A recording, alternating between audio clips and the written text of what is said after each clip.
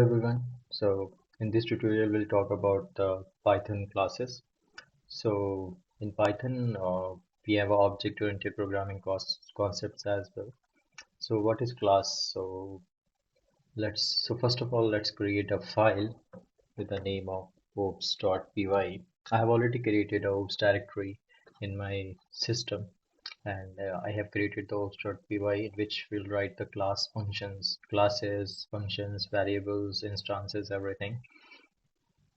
So what is class basically, right? So class is a blueprint or a template for creating objects, and sometimes it defines a set of attributes and methods that the object created from the class will have, right? So classes basically are a fundamental of OOPS concepts. So OOPS are like object-oriented programming concepts, and it allow us to model real world entities like concepts or data structure. So, so to define a class in Python, we have to use a class keyword following by the class name. So in this tutorial, we are using class employee, and we'll see how we can move ahead with this class name. So, so generally class names are conventionally written in Camel case, starting with a capital letter. So you can see it's employee starting with a capital letter. So just assume that if you want to, if you have to create a two names class, so it will look like this. So, so the class name must follow the camel case conventions, right? So let's create the employee class, and we'll move ahead. So first of all, in object-oriented programming, we have a lot of concepts. So the initial one is classes. So I think you understand what is class. So let's move ahead, and we'll create our constructor method in the class. And I'll have to show you something about before creating a constructor method into the class. So first of all, let's just simply write the pass method. So pass means we don't need to write anything, and now we are allowed to create an object for this class. So I'll tell you more about the objects. So this is a object one of the class name with employee. So we have an employee class, and it has an object name emp1, right? So if I run two things, like the first one is employee and the second thing is emp1. So the first one is class and the second one is object created of a class. So if we run this, you can see we have a class which has a employee, and the second thing is employee object. That means object of a class named employee. Okay. Okay, so let's move ahead. So emp1, that means it's an object of a class. Employee is a class. Okay. S-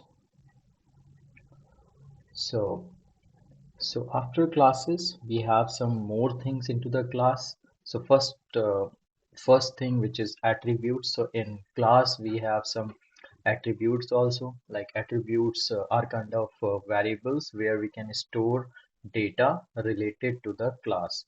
That means if we have to store some data in this employee class, that data is related to employee class only. This can be thought of as characteristics or properties of the class.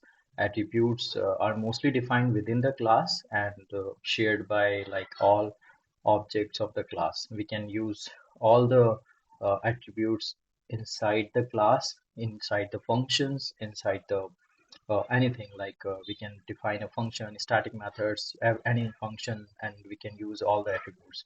So first of all, let's create our constructor method. Okay, so I'll tell you about what constructor method is. So this is how our constructor method will look like. That means init, that means initialization of a class, and self is a kind of self variable that indicates the attributes of a class. If we have to pass some variables into this class, then we will assign. I'll show you later on. So first of all, this init method is used to initialization of a class, and this none method is nothing but just uh, to define, to explain, like it returns a none value, or you can use it, or you can remove whatever you like to do. So in Python 3.5 they introduced this method. That means this method returns none or zero or null value, something like that, right? So we have to remove this pass method, right? Let's put it pass method, something like that. So I'll show you how we can add the attributes. So if I want to um, add some attributes like first name. Okay, so first attribute is first name, and last second attribute is last name, and third attribute is salary. Okay, so these are three attributes we have for our first objects to the employee class. Okay, so if I print emp1 dot f name comma emp1 dot l name, that means it will print. Okay, let me clear the terminal, and we can run the file with like this, and you can see we have a first name and last name, and we can print the salary as well, like this. If I run this again, we have first name, last name, and salary. Okay, so this is the first object. If I want to create more object to that, then simply just write this employee2. Now we have object with the name of employee2 with the same class employee. And now I have to create more data, like Joe dot.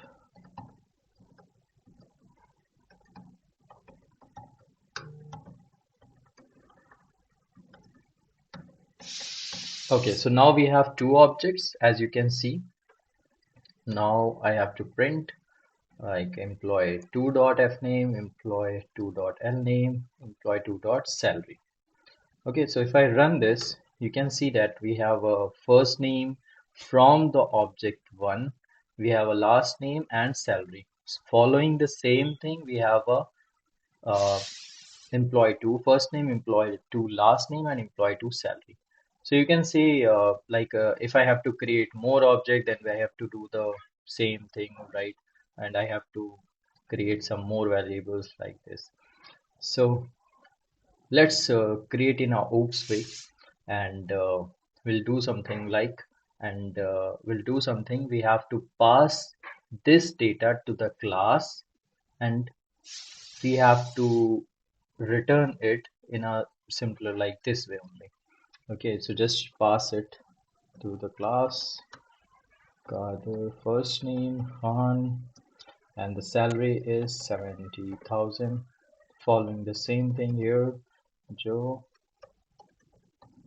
Okay, then 90,000. Okay, okay, so let's comment this for now, and I have to receive the same parameters in the initialization, means constructor of a class. So init method is a constructor of a class. We can pass some variables to it like first name, last name, and salary. Now we have to remove this pass, and we have to assign these attributes, and sorry, to assign these variables as attributes to a class. So first of all, self.fname, which is equal to fname, self.lname equal to lname, self.salary equal to salary. Okay, let's run this, and you can see we don't have this code now, and it's still running the same. Okay, okay, great, it works.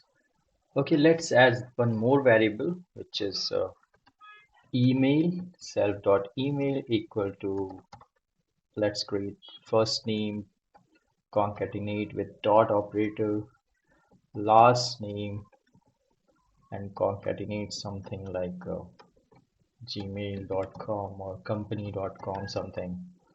Okay, and we'll print the email here, employee to email. As you can see, we have first name, last name, email, and salary. The same thing for employee 2 as well. Now we can simply write the employee 3 and employee 4 and for all right. Okay. So yeah, this is about this is our constructor, class constructor.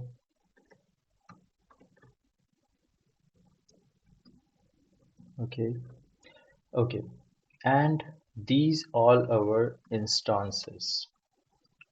Okay, our Python class instances. Okay, or you can say an instance is an object created from a class or objects.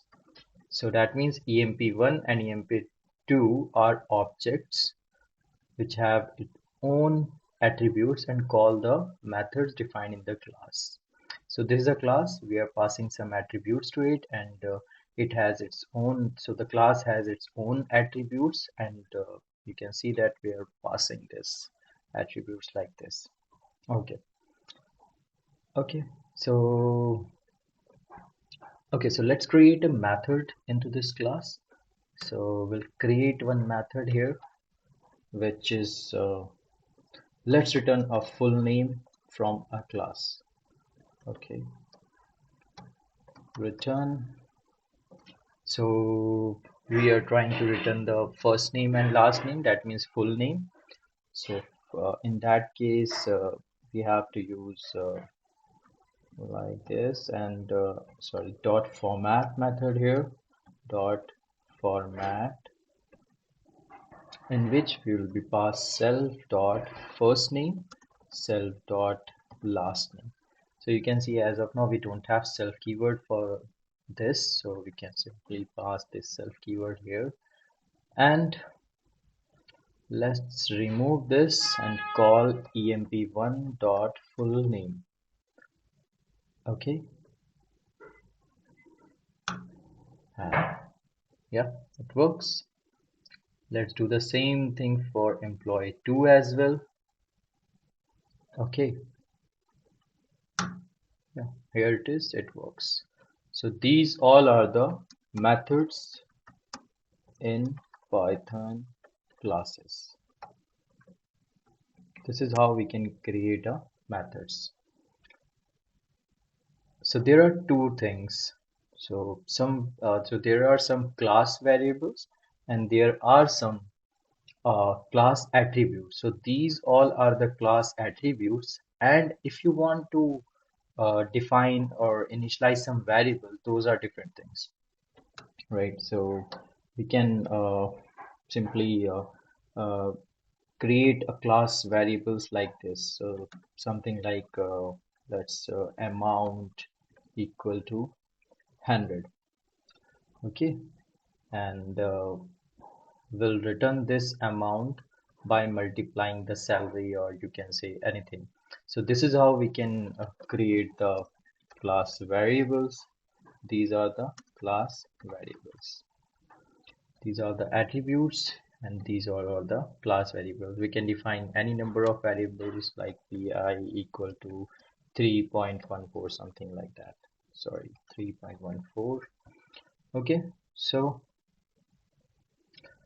Okay, so this chapter is all about the classes and attributes and class variables, and how we can create a methods, how to create objects, how to call functions of classes by objects, how to access objects variables of a classes.